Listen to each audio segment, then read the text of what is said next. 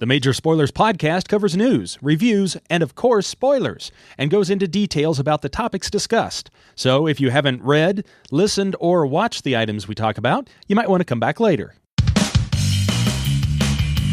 I'm Matthew.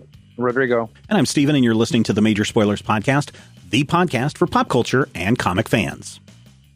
In this issue, Steven gets profane, Matthew gets spacey, Rodrigo's eating mushrooms, and we all become blueberries. I guess we shouldn't have taken that gum from Mr. Wonka after all. We're riding the range with the spoiler posse, bringing in the owl hoots, desperados, and hornswogglers all at once, and we hope that we get outside of Barlow before the purple microdot kicks in, because the Major Spoilers podcast is back on the horse, and it's on the air. Welcome to issue 1077 of the Major Spoilers podcast. Thank you so much for downloading and checking us out this week. Here in a little bit, we're going to be talking about Blueberry, the Chihuahua Pearl. That's a little bit later in the show. First up, though, I want to tell you that we had a fascinating discussion on movies and movie budgets and all that stuff that you can get over in the Major Spoilers podcast pre-show. If you listen to the pre-show right before this show, it's like you're getting 2.5 hours of material. I know that this show's not 2.5 hours, and the other show is definitely not 2.5 hours, but it feels like 2.5 hours. So you can want to go listen to that over on the Major Spoilers podcast pre-show. Let us do some reviews. Rodrigo, I need to know what is going on with Delicious in Dungeon. Is it still delicious? Is it still in a dungeon? Can I cook a carrion crawler? What about the Eye of the Beholder? How does that taste? It is in fact still delicious and also still in a dungeon. So I brought up last time that that it really felt like maybe 2 or 3 episodes ago that should have been the end of the season, but the season's still going. So we're actually finding out a lot of extra stuff about how the world works and also about some of the characters that have been somewhat mysterious, because much like your standard D&D party, the characters don't spend a lot of time letting each other in on their backstories, right? It's like 22 episodes in, one of the characters is like, oh yeah, this character that is basically one of my most trusted companions, I've never asked him where he's from, which is such classic D&D stuff, right? Like somebody says something and they're like, wait a minute, I thought your name was Dufresne. Yeah. That actually happened very early on. So it's not exactly the same thing, but still. The animation continues to be top notch, and you still get like really appetizing dishes being prepared that are made out of monsters a lot of the time, and it's still really solid. Like the characters just left this like weird like interdimensional part of the dungeon, and now they've moved on to continue their travel downward. And in this episode, in episode 22, they encounter a monster that Senshi, the dwarf, is extremely afraid of, like to a debilitating degree. And by the end of the episode, we find out why, and we also find out some stuff about Senshi that I personally didn't think was a mystery. But now that I've gotten a taste of it, I'm like, I feel like I have always wanted to know this. So 4.5 slices of meatloaf for Delicious in Dungeon. It continues to be really good, both like in every direction. Not only is it like obviously, like again, very well animated and designed, but also because it has an interesting story with interesting characters, and also because it's one of those one of the few sort of like quote unquote D&D based works that captures a segment of that D&D experience that not everybody's doing. Like the way that these characters don't have their act together is just like such a D&D party. And that to me is very fun. If the show was reminding me too much of D&D, I might get turned off by it. Usually things that directly are referencing D&D, I'm like, I don't care. But this game I keep saying game, this show strikes a good balance. Good. And do we know, like, how many more episodes this is going to go? I did check, but I don't have it in front of me. It's like 2 or 3 more episodes. Oh, okay. So and is there another season? Do you know? Well, there's more manga. I don't know if. If they'll do another season of this. Okay. All right. Yeah. Okay. It's interesting. Yeah. A lot of people are talking about it over in the Major Spoilers Discord, which, dear listener, if you are not part of the Major Spoilers Discord, you should get over there. There are people who are just now discovering Delicious in Dungeon. And I don't know if it's a new member or who, but in the TV channel that we have, someone was like, hey, have you guys been watching Delicious in Dungeon? And a lot of people are like, yeah. And some people are like, no, I haven't. And so, yeah, who was it that said that? Anth was like, hey, has anyone watched Delicious in Dungeon? And Megatron Stew says, yeah, I'm watching it, really enjoying it. And there's a lot of cool people having discussions about Delicious in Dungeon, comic books, sports ball, all sorts of things. And 24 episodes. We are on episode 22. So there's two episodes left. Okay, cool. So definitely, people, go check that out and then go talk about it over in the Major Spoilers Discord. Matthew, Space Ghost is back. David Pepose is back with Jonathan Lau, and they are doing another tale that people are just going crazy for the Space Ghost. And it is interesting. Space Ghost number 2 is out today from Dynamite Entertainment. And here's the thing. I am always leery of Space Ghost because I watched the original 24 episodes about 150,000 times when I was a kid, because Hanna-Barbera only made like 12, and they just kept rerunning them and confusing us. And those episodes only have like 4 frames of animation between them. Space Ghost has 9, thank you. But it only has one song, and the song goes da da da da. Anyway, yes, this issue opens with Planet Vector in the past. And we find a man crawling from the wreckage of Planet Vector to find the bodies of his wife and his daughter. So we start with that, and I go, oh. We immediately cut to the present, where the Phantom Cruiser rushes through space, and the vigilante Space Ghost has picked up 2 children whose parents have been murdered and dragging them back to his headquarters on the Ghost Planet. Now, I don't know about you. If page 1 said Planet Vector and then page 3 says the Ghost Planet, do you think there's some connection? I can neither confirm nor deny this, but I can confirm that I got a real unpleasant feeling in the first third of this issue, because it reminded me of nothing so much as All-Star Batman and Robin issue 1, where Batman drags Dick Grayson back to the cave and tells him to eat rats and curses at him and says he's the GD Batman. Thankfully, that does not last. We get to a point where Space Ghost has 2 orphans in his ghost lair, his cave. And Jan, the young lady, insists that they cannot live off the expired rations that he's living off. They need actual food. 2 kids and a starving monkey are in your creepy bachelor pad, old man, and you need to do something about it. Before he can, Space Ghost has to deal with an incoming asteroid, which also gives him time to flash back and ruminate and give us a little bit more of his origins and the transition that led a young Mr. and or Dr. Dax to possibly become the hooded Space Ghost, and also give young Jace a chance to steal the Phantom Cruiser and go for a joyride. So, on the one hand, it does have some modern tropey stuff that may put your teeth on edge if you have the worries that I have.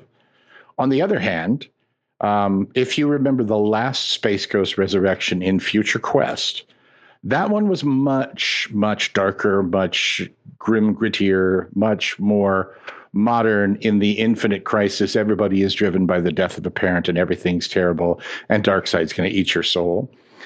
And he does end the issue by making masks, inviso belts, and 3 jetpacks, 2 children-sized and 1 tiny space monkey-sized, for his new charges, and telling them that they're going to help him out.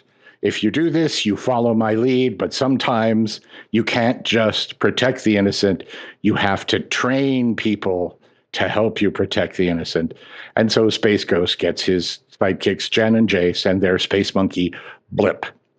Blip, by the way, is something mysterious, and there may or may not possibly be an evil corporation trying to find and regain Blip. And it's possible that Blip is the reason why Jan and Jace's parents are dead, but that's not something we know right now. 3.5 slices of meatloaf. Space Ghost number 2 starts feeling like it's going someplace I don't want to go with it, but catches itself in time. I am hoping that by the end of these 6 issues or 10 issues or whatever makes up this first story arc, we get an explanation of the status quo that old people like me remember from 1966. If not, hopefully we'll get something that goes an entirely new place, but at least he has a new name. There you go.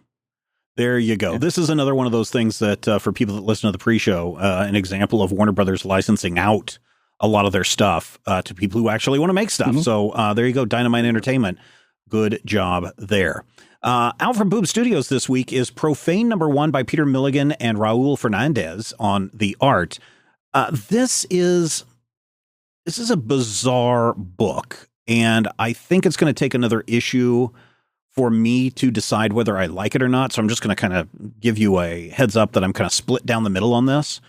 The book opens, it's a noir detective tale where we are introduced to Will Profane, who is a detective, and he is on the last bit of solving the case. He's going down the hallway. He sees the pictures on the wall. He opens the door to reveal the murderer, and something happens, and he wakes up in a bar, maybe drunk, maybe not so drunk, and he doesn't know what's going on.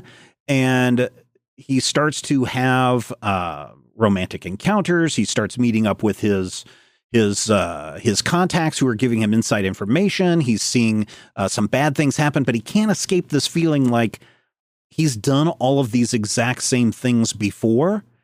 And he starts putting the clues together until he gets to the house where he thinks that he's going to put everything together.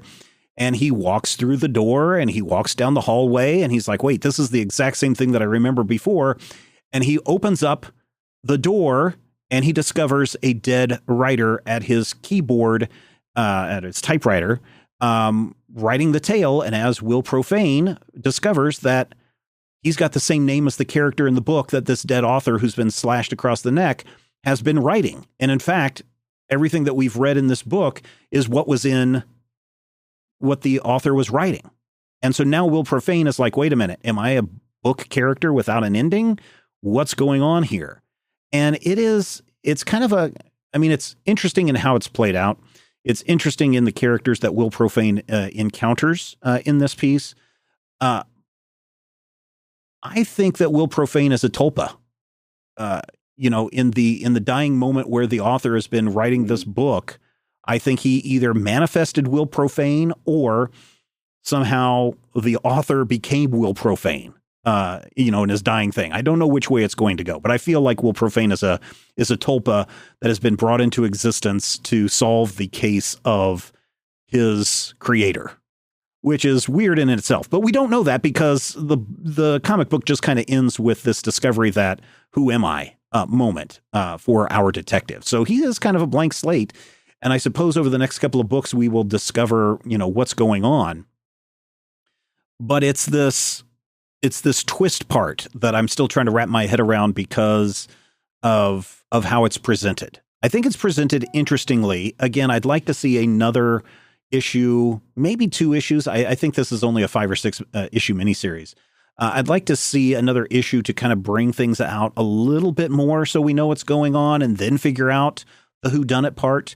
But it is fascinating in its own right. The artwork by Raül Fernandez is very good. I like it a lot. I like how he brings some really noir concepts and tropes into the panel in the way that he might use a Dutch angle here or a low angle here, or, contain things in shadows, or display things that are probably clues in a broad path of light. So I like that in the art form. But I'm still very split. When I finished the book the first time, I was like, what in the heck did I read? This is dumb. And then I read it again. I was like, okay, I see what they're doing, and this makes a lot of sense. And then I've had a couple of days to really ponder the book. And I think the best I can give it right now is 2.5 slices of meatloaf. I could be convinced to bump it up to 3. I'm sure that this will be a book that sells out at Boom Studios, and they'll be talking about it tomorrow, and people will be saying it's the greatest book ever just because of the way that it's presented. But having spent a lot of time over the last 2 months diving into detectives with stories and concepts and tropes of Dr. Brad Will, this one is setting up to be something very different. It's not like the Mickey Spillane weirdness where everybody blows up in a nuclear explosion at the end, but it's starting to feel that way. So go check it out if you want to get a very different take on a detective tale. It is still very noir in its approach, and maybe even very nihilistic in its approach, and it may even have a bit of magic as well, especially if Will Profane turns out to be a tulpa, as I suspect. If you want to check out Profane yourself, it's Profane #1 out this week from Boom Studios. Or if you would like to check out Space Ghost #2 from Dynamite Entertainment, we have links in the show notes for you to go and buy those comic books through our Amazon affiliate link. And if you buy through that Amazon affiliate link, then a little comes back our way. I want to take a moment and thank everyone who supports the show and all the shows that we do in the Major Spoilers Podcast Network. This week, we send thanks to Janice Strepik, I believe is how you pronounce his name, who joined as a silver level member this past week. Also to Donald Evans, who signed up as a gold member this week. And to Doodoo Pie. Yep, thanks to Doodoo Pie, who became a yearly member and saved some money in the process. Now, listen, if you want to know more about Doodoo Pie, like I do, then you're going to have to check out the next episode of the Legion Clubhouse, because that's why Doodoo Pie signed up, is because of the Legion Clubhouse. So thanks to each and every one of you for that. Also, big thanks to Robert Candy, who increased their pledge to the producer level. Thank you so much, Robert. What happens when you sign up at any of these levels? Let's say you have 5 extra bucks a month. We're not like some, listen, Rodrigo, did you know this? There are some people who create their Patreon pages and they charge by the content that is created. So if you sign up at $5 per creation, that means that every time we release a Major Spoilers podcast, a Top 5, Legion Clubhouse, Critical Hit, all the other shows that we do, $5. We would charge $5 for that. No, we just charge $5 for the month, and you are supporting, 20 plus shows that we release in the month, right? That'd be $100 in some other people's pockets. On top of that, we also release a bunch of bonus content at $5 a month. You get up to 4 additional podcasts, including the Major Spoilers Podcast pre-show that I talked about and alluded to a little bit ago. You get that for your $5 a month. At $10 a month, you get access to up to 8 bonus episodes per month. And listen, we've got this thing going on the Major Spoilers Discord server in the Reading Corner channel. We just finished up our book club for May. We did The Drowning Pool by Ross McDonald. And Dr. Bradley Will and I sat down to discuss The Drowning Pool this week on the Monday Mystery Matinee. And that's absolutely free right now. If you're trying to say, hey, let me check out this Patreon thing. I don't know if I want to sign up. Go over there right now. Patreon.com/Major Spoilers. And then listen to Brad and I discuss probably one of the greatest detective writers of our time, better than Hammett, better than Chandler. Ross McDonald's The Drowning Pool. We talk about that and we release it for free. You don't even have to be a patron to get access to that. You can go check that out now. And then afterwards you might say, oh, I want more of this stuff. And then you might sign up just like Donald Evans did, or even Doodoo Pie. Because here's the thing, when you sign up at the yearly membership, you get a discount. Yeah, you get a 8% discount or something. The effect of you pay for 10 months or 11 months and you get a month free. That's what we think of all of our patrons. We want to give something back to you, and we hope that you want to give a little something back to us. Patreon.com/Major Spoilers. All right. By demand. I think it's Lagnus who did this, right? No, Liquid Cake. Lagnus. No, it is Lagnus. It is Lagnus. Lagnus demanded that we do some more Euro comics. And so this week we are looking at Blueberry, the Chihuahua Pearl, by Jean-Michel Charlier, and Mobius doing the art, although he's not listed as Mobius on the cover. But this week is our discussion. Rodrigo, what's going on in this Chihuahua Pearl? Now, I should probably ask you guys, when did you read this? Because did you guys read the one that ends with book 2, or did you read the one that ends with book 1? I read both. Okay. All right. Matthew, what about you? You're muted, Matthew. Are you sure? Oh, Yep. I read up to the end of book 2. Okay, cool. Because originally I just had book 1 and I was like, well, what's going on here? And then I looked and it's technically the Chihuahua Pearl is only the book 1. But I was like, certainly there's got to be more to this story. And so that's why I put up the second part, which is a totally separate volume, a totally separate story. And even then we don't get a complete story in this adventure because the adventures of Blueberry just continue on and meander on and move from one to the next. And for a million years. I don't know if it goes on for a million years, but it certainly was frustrating when I read the actual Chihuahua Pearl issue, which I believe is issue 13 in the original collection. And it was just like, ends. I mean, technically we find out who the Chihuahua Pearl is. Yeah. But it was not a satisfying ending. So I added in book 2 and I was like, still not a satisfying ending. But, okay. Let's go find book 3. I mean, I've got it, but I was just like, no, I'm not going to submit you guys at the last minute to read probably 3 more books to get to the end of this very Sergio Leone tale. Yeah. Yep. So, Rodrigo, what's going on here with this character Blueberry? All right. First off, let me say that Blueberry Chihuahua Pearl is actually the first half of my Winter Soldier activation phrase. I was going to say it was my high school drag name, but that's going in, I had no idea what this book could possibly be. And I was not expecting it to be a book about a cowboy named Blueberry, but here we are. So Blueberry is his last name. Yeah. He is a soldier has the U.S. reincorporated at this point. Yeah, so this is after the Civil War. So Blueberry is part of the Union soldiers, but of course there are obviously a bunch of ex-Confederates running around. So again, while The Good, the Bad, and the Ugly takes place during the Civil War, this story takes place almost immediately afterwards. Okay, so I guess what happens in this book, or rather, what's the through line? Blueberry gets sort of pressed into service of the U.S. government to go to Mexico, find a guy who is being held in Chihuahua, and bust him out of prison, and then go find this, I believe, Confederate gold that was originally hidden in Mexico, but this guy knows where it is. And so his mission is to go there, find the gold, get the guy, get them both back to the United States, and we'll all go to the Winchester and have a pint.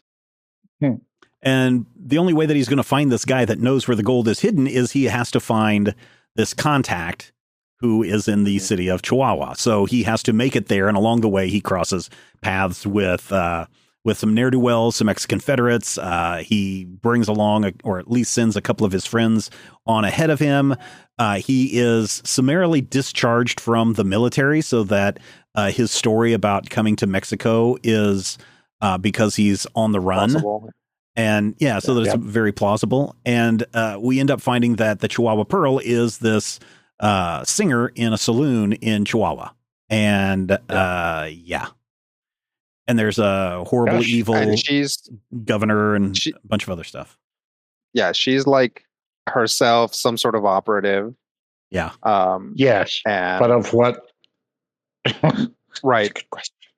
So she's the one that contacted who was trying to contact the president about this other guy being held who knows where the treasure is. Right, If the $500,000 in gold.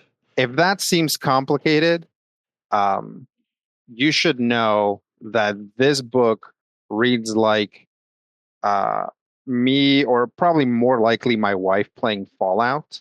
In that, got to stop and examine everything. Yeah, you take 2 steps, and a little mission comes out like investigate the weird house. Walk into the weird house.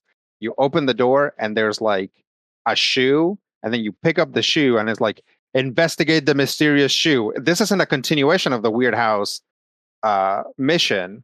It's a new mission. Yeah, right. And it's mission. Like, this book, like, just to even get to the beginning of this story, to the point where he gets like pushed into service by the government, like it happens like, I don't know, like a whole issue in. There's a whole issue where you just get to know him, and he's like running afoul of some Mexicans that have crossed the border and all that stuff. And then you kind of start getting into that stuff, and it's not badly written. Those Mexicans that cross the border, as it turns out, are relevant to what happens afterward. Yep. But it seems that at every step, there's a new complication, which just sort of like continues to like fractal this story into a different direction. And then to get back to where they were before, a lot of things have to be resolved. Mm-hmm. Yep. Yeah, it kind of reminds me of like the Prince Valiance of my youth, where you have these ongoing storylines, but the storylines are kind of sublooped, and then you have these moments, because at the very beginning I actually got thrown because I wasn't quite into the gate of it yet, because we see him agree to go find the gold, and then all of a sudden he's in jail, and I missed one little caption box that said 2 weeks later. Apparently, in between panels, Blueberry spent 2 weeks on a bender, got in a fist fight, ended up in jail for smashing up the local bar. And then we kind of throw him, and this is like halfway through what would be the first issue of an American comic. And he's still at the point where he's getting ready to go off and start the actual thing that would lead to the reading of the letter that will actually lead to there being something to do. And it's fun, but oh man, does it take time to get rolling. Yeah, like I said, it very much feels like a Sergio Leone Good, the Bad, and the Ugly, in that they're going after gold. The gold is buried somewhere. They have to go on this long, excruciatingly drawn-out adventure through all of these things where they have to fight through, an actual Civil War fight. They have to go and, get out of being captured by the Confederates, et cetera, et cetera. The same thing is happening here in Blueberry. The other thing that I find, and again, while I want to kind of compare it to a spaghetti Western, is because it is by Franken-Belgian creators. And everything feels like the way that they're drawing the West, the way that they're drawing Texas and Mexico, feels exactly like when you watch a Sergio Leone film or a spaghetti Western, and you're sitting there going, well, I know that this is supposed to be Mexico or Texas or the West, but something's just a little weird about this, right? Sure. And so that's kind of an underlying thing that is a little, obviously the art is great. It's Mobius. So, that's really good. Yeah. I can't help but wonder if he didn't take Charles Bronson as the inspiration for Blueberry, because there are some shots where I'm just like, I can totally see it. Hey kid, what are you doing in this town? I'm looking for the Chihuahua Pearl. That kind of Charles Bronson talk, and just the way that it looks. So I will say this, it's long and rambling. I didn't want to throw book 3 in there because, going back to what you were saying, Rodrigo, you take one step and here's this next adventure. This book 1 is only 58 pages, But when I was done, I was like, I just read like 300 pages of a comic. Yeah. And this is only book 1. And then I looked and I was like, oh no, this is only 58 pages. It feels like you're reading 300 pages of comics. The real, I don't know, I guess kind of sad thing about this comic is how wordy it is. Mm-hmm. Because and normally I would just be like, this comic's wordy, just be aware of that. But what's really sad about it is that it's so wordy and characters are constantly talking to each other. And some of them are relevant conversations, some of them are not, some of them are like picking back up what they were talking about before. But there's so much dialogue and it really starts to feel like it's covering up the art. And I'm like, I want to see the Mobius art. Yeah. It was like deep into book 2 that they get to like a gulch, like there's like an underground thing with like a little lake or whatever. And I saw that and I was like, oh, that's right. This is Mobius or Mabius or whatever. Yeah, Mobius. Yeah, Maybe. Because even though his people are very distinctive, right? It's like they're like have these like larger than life features. They look, each of them has like a very specific, very cool look. And he's very good at that. I forgot that this is the guy who did the Incal and shows you these like huge cityscapes and stuff. Right. And it's like seeing that again, I was like, it feels like such a waste that we're not seeing more of the West, according to Mobius, in like big panorama shots, just because that's like, if I was buying this comic, that's what I would pay for. Oh, yeah, definitely. Yeah. And I agree with you that there are times where, and again, also in the English translation, it's too bad that this is a 1960s comic, but part of me is like, oh, I wish this was digital so you could resize those word balloons, because there are times where a word balloon just has a bunch of blank space in it because the English translation is shorter than what it would have been in the original language. And so, you would have been able to see a little bit more in that instance. But you're right. The art in here is great. What were you going to say, Matthew? The face that they use is actually an actor named Jean-Paul Belmondo, who does, in his later years, kind of start to resemble Charles Bronson. Okay. But it's interesting to me that this is written by Jean-Michel and drawn by Jean and based on Jean-Paul. And I'm like, could it be more French? And then the answer is yes, because there are certain points in that first chapter where I'm like, boy, I'm a little leery of the Spanish here. And then we get to a point where I'm equally leery of the English now that I think of it.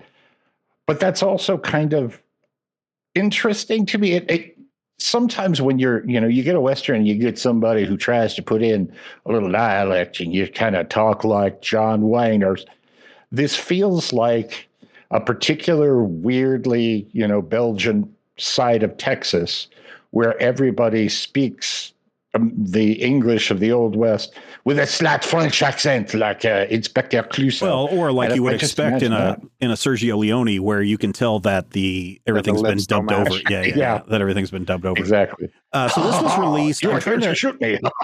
I believe this was released in 63 or 64 for this particular story.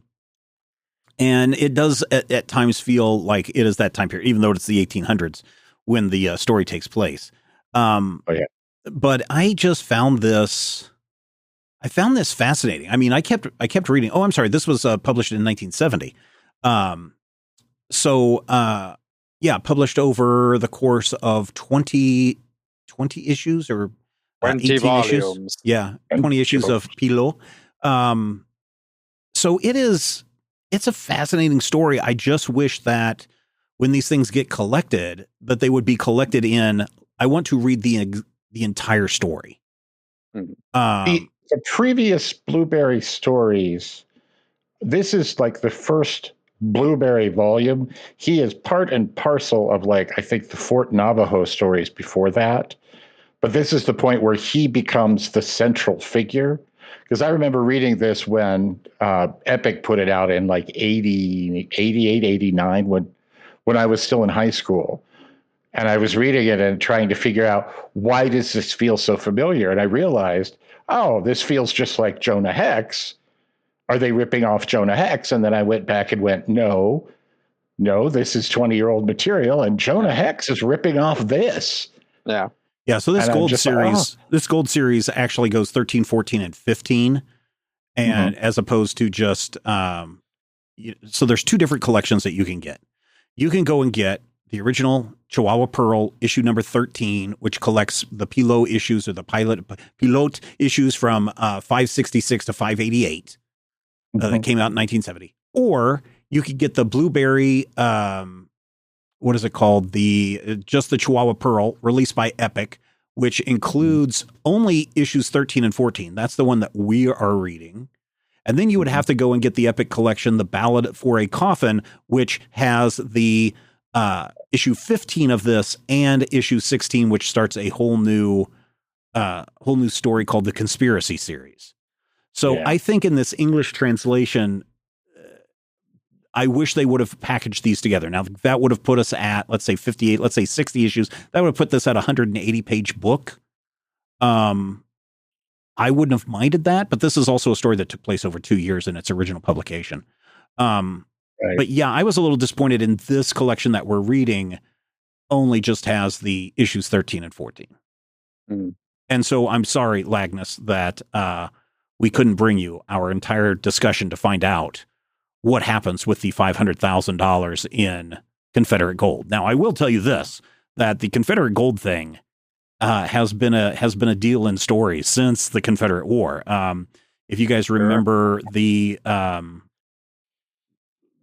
when we did the Atomic Robo and the Ring of the one where he goes back into the Old West. Yeah.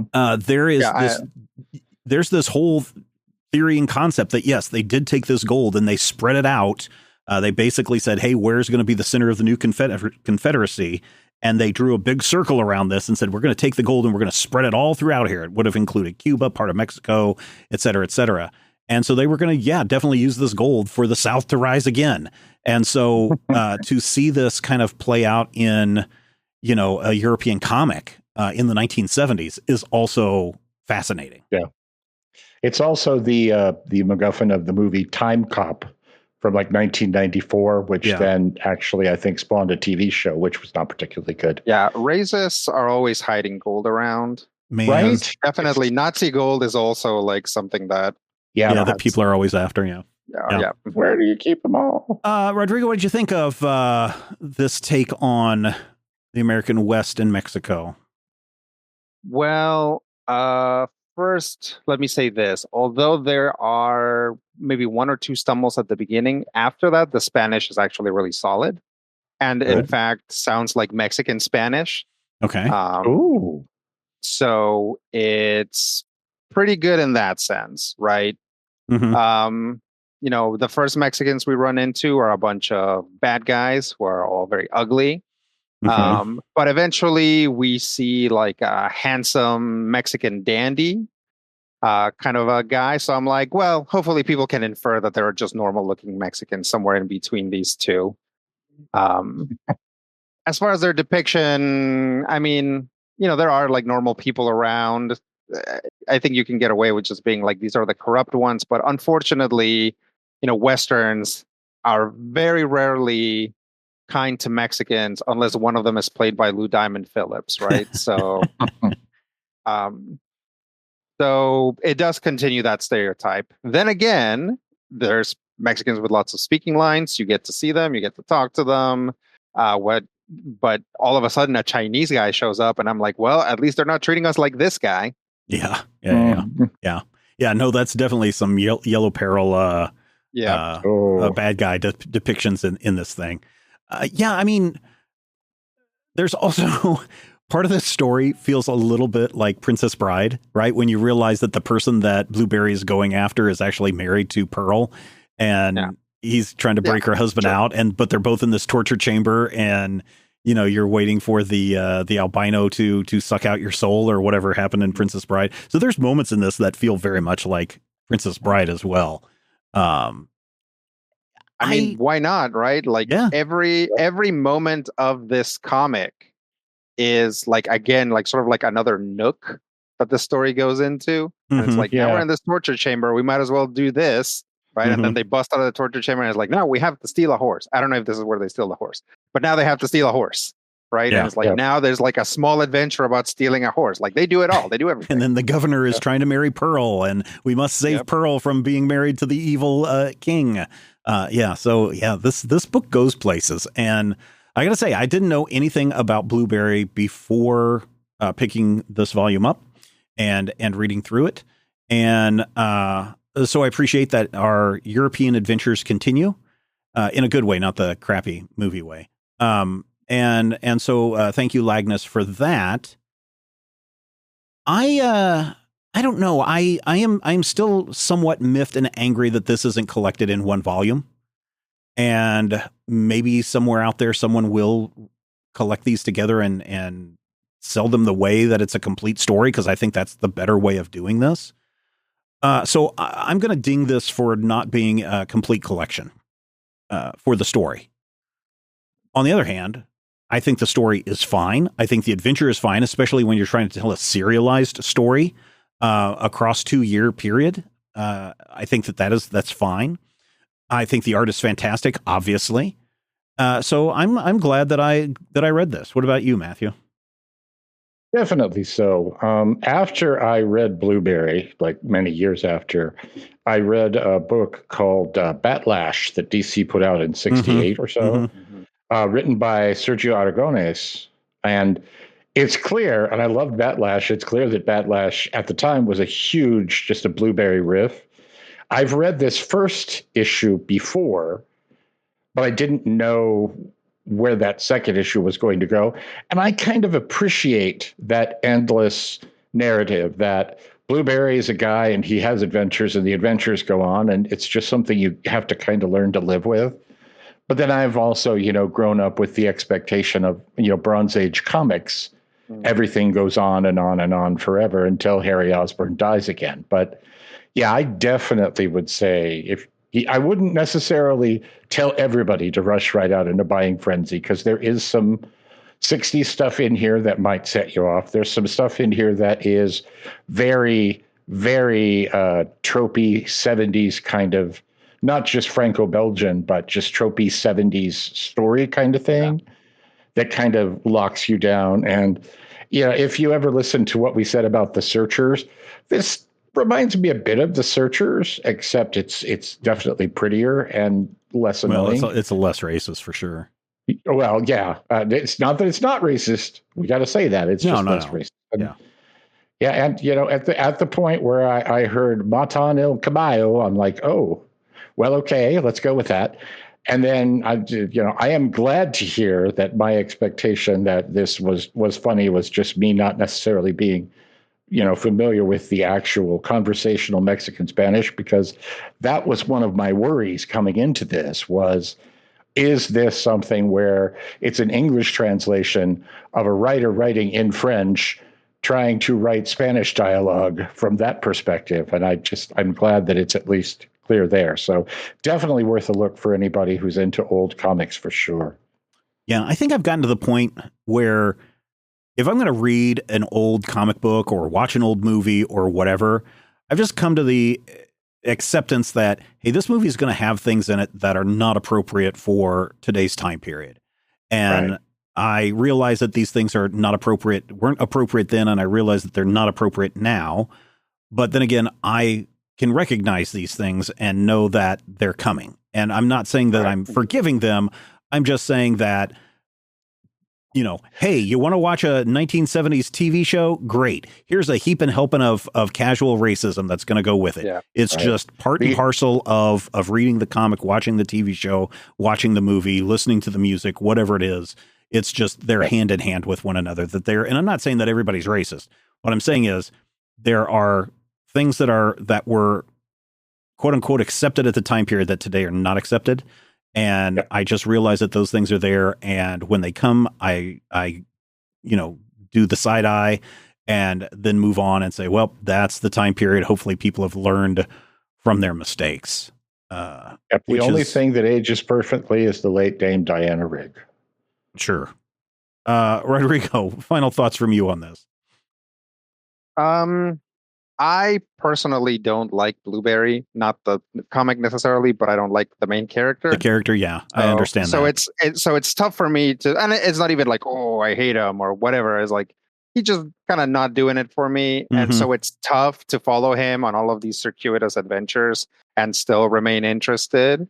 For me, what's really worthwhile about this book is that, assuming that you can get it, and especially if you can get it digitally, it's, sort of like remastered or at least good looking 70s comics, right? Which have their own sort of flavor and techniques and everything that's going on. I was like sitting here just looking at a bunch of like people driving cattle, and it's like nothing is like individually colored. It's just like the cattle in the foreground are like bright red, or like very reddish brown, then just a lighter reddish brown, then like a yellower brown, then like and then like the cowboys that are around in that pain. So it's like I'm looking at it and I'm like, they don't color comics like this anymore. They don't draw comics like this anymore. Right. And that's worthwhile, right? But that's about it for me. The art, and even then, as I said before, I wish the art had more vistas, more panoramas and stuff. And most of the time, it's actually like close-ups of people's faces, which are the least interesting part of this to me. Yeah. All right. There you go, ladies and gentlemen. That is the Blueberry Chihuahua Pearl. Thank you, Lagnus, for recommending it. I want to go off on a jag really quick, Rodrigo, where you're talking about you like the simple style and of this, in that you don't think that comics are done this way today. And there have been some people on Instagram and Twitter and other places that'll be like, here is a boot from the 1970s. And you see, the Captain America pirate boot, thing. And then you're like, here's how we expect Captain America's boots to be drawn today. And they're super detailed and, have every lace and hole and all this stuff. And they're like, this is why, comic book creators or artists need to be paid more, or this is why comics are so expensive, and this is why it takes a long time to do.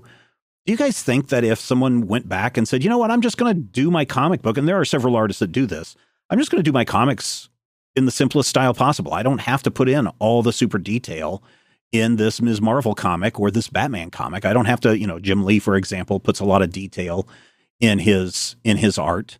Do you think people would accept that, or do you think people would be like, "Oh, comics are just cheaping out these days"? Well, I don't think there's a way to win that particular argument. Probably not. No.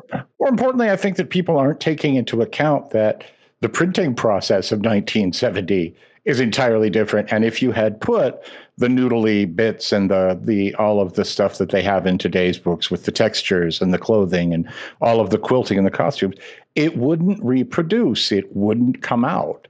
Part of the reason Captain America's costume is simple is because the printing presses were also very simple. But I also look at guys like Dan Mora, Doc Shaner, to a certain degree, Stan Sakai, who have very clean, simple, really, just very classical in the comic book style.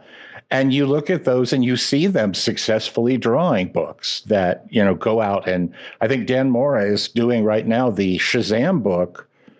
No, Dan Mora is doing the Superman Batman book with Mark Waid. But whomever is drawing the Shazam book is also working in a very clean, kind of almost retro style. It can be successful, but I don't think that, let's say you took that first arc of, the Ultimates, which is where they're stealing that Captain America detailed boot from.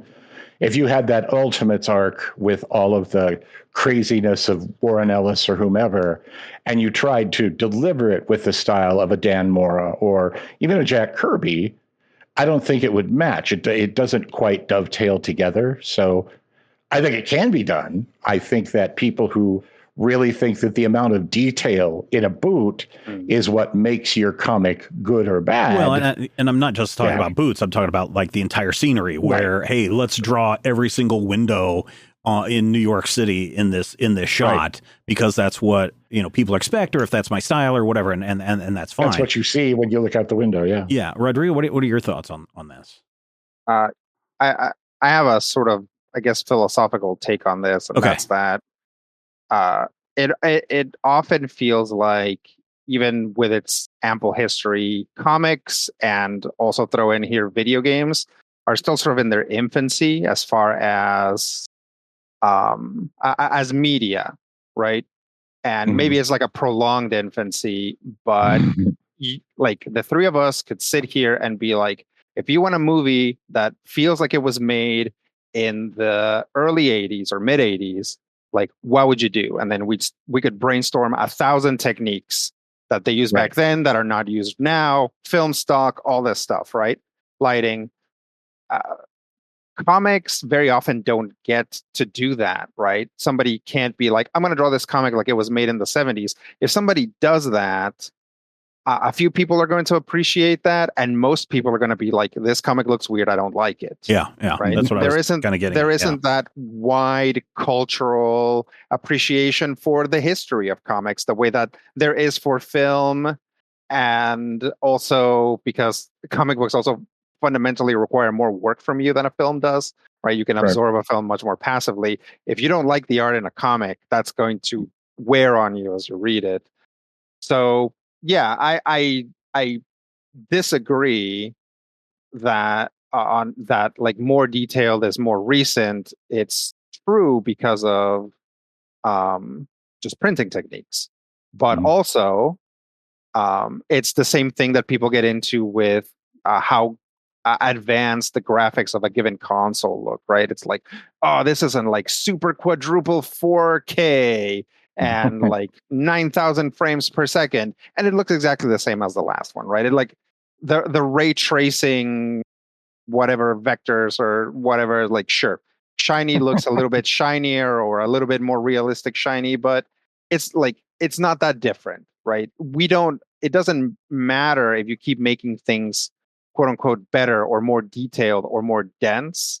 What matters is actually the art direction of what you're looking at, and them working towards whatever constraints or lack of constraints they have. But it's like, what makes a game look good is not its like raw graphic ability to render something realistically. It's actually the art and art direction that make that game look interesting. And it's the same thing for comics. Yep. What are you rendering with that render? Exactly.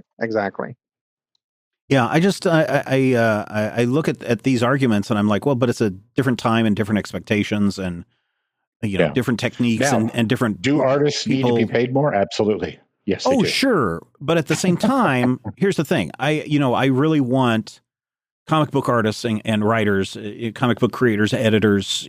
I want them to have a living wage. I don't want them to have to have 2 part-time jobs, or I do my comics in the evening, but by day I really am the art director at at a PR firm or something like that. I want them to be able to make a living off of them doing their art. At the same time, though, as a consumer, I get very concerned when I see a comic that has and there's one coming up, not this week, maybe this week, that's got a $7.99 price tag on it, and I'm like, well, that's a little bit much for a comic book. If I knew that money was going to be split evenly between the writer and the artist, that'd be great. But I know that 90% of that is not going to the writer or the artist, and so I get I get a little frustrated in there. And so I kind of bring up the question only because Rodrigo mentioned the breakout from the jail sequence here, where you can make an influence, almost like a Bob Ross style, where you can insinuate that something is happening and let your mind fill in the rest. And would audiences today accept that if somebody said, you know what, I'm going to go back, or in general, if people are like, yeah, we're going to spend less time on the detail and more time on the bigger stuff, it means we can get more comics done. We're not going to be killing ourselves hunched over a desk, doing 1 page a day because audiences expect these giant details. And that might be a little bit more peace of mind for people.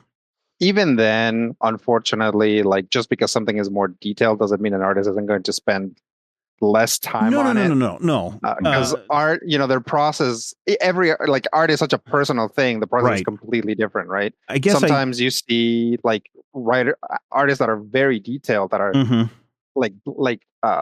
Staple Master, right? Alex Diacon, who done some stuff with us. He's so fast. Right. Like if he has a clearing in his schedule and we request something from him, it's there like by the end of the day. Yeah. Right. And we're like, holy, like and we've worked with other artists who themselves are like, good Lord, how is he so fast? Right. Right. And it's like, it's not that his stuff isn't detailed. It's just that whatever his process is, he's able to do it super fast. And some artists, even if they don't have a lot of detail, are going to take a long time. And that's just kind of, again, because art is like such a like. Yeah, it's a personal thing. Yeah, it's your own technique. I'm not saying everybody needs to do, everybody needs to do KCD, but I just wonder if there's been put too much expectation on the artist to deliver because of the audience are like, oh no, we need every little strand of Spider-Man's web that McFarlane did in the 90s to show up on every single page of my comic. And I wonder if that pressure is not hurting the artist in the long run. When I think it definitely is. Sure. I think when people want to be a part of it, right? People like comics, they like reading comics, but they don't have necessarily the literacy that, people that have studied it or people that have been in the industry or adjacent to the industry have. They want to find handholds and footholds to say, this is a good comic, this is a bad comic. And detail is one way to do that, right? They're saying this comic is more detailed than this one, so this one is better, right? Something that you and me would find completely wrong, right? But for a lot of people, it's like this comic deals with big epic concepts and is more detailed. This comic deals with a tiny little story between just a couple members of a family, and it's not very detailed. The big comic is better than this little comic. It's like, well, that's wrong. Right. Yeah. But I think that mentality certainly exists, and that mentality puts pressure on the companies that make comics to make comics in a certain way. Yeah, definitely. I would suggest people go back and take a listen to our pre-show this week, where we kind of talk maybe a little bit where there's some tangential, crossing over of these lines in this. But sorry, Matthew, that's where we're going to wrap it up this week. Thank you, dear listener, for listening to the show. Again, if you found value in the show, join us over on our Patreon, where you can find even more, including that pre-show I was just talking about. Next week on the show, we're going to be looking at E-Man the early years, because Smikey demanded it, and because we know that you love comics and we do too, and we will talk with you soon. Fat Dick's Ray vision of a Superman. I could save a few bucks and stand around and read through the covers of the comics on the stand. But although every other page would be backwards, I suppose, I could still read the evens and the odds. Well, I don't know. Guess I haven't thought this all the way through. Plus, as soon as the comic book store guy knew, he kicked my butt out on the corner. What a major spoiler. What a major spoiler. Think about a better way. If I was hulking green or gray, I could just bust through that brick wall, take their comic books away. But then the little meat would deal with all the tanks and bombs and guns. Have you ever tried to read a series with all that going on? Guess I need to rethink this plan. How would I back and board my comics with such huge hands? Guess I already told ya. What a major spoiler. What a major spoiler. Yeah, yeah, yeah. What a major spoiler. What a major spoiler. If I'm Stark Raven rich like a man of iron, I might not be surprised to find that I might actually have the heart cold to follow an entire storyline. But would I really even need to read up on all those escapades? I mean, who needs such distractions when your sister's such a babe? But the downside is such a beast, being shot up in a fun bee in the Middle East with a gang sign throwing soldier. What a major spoiler. What a major spoiler. Yeah, yeah, yeah. What a major spoiler. Whoa, whoa, whoa, whoa.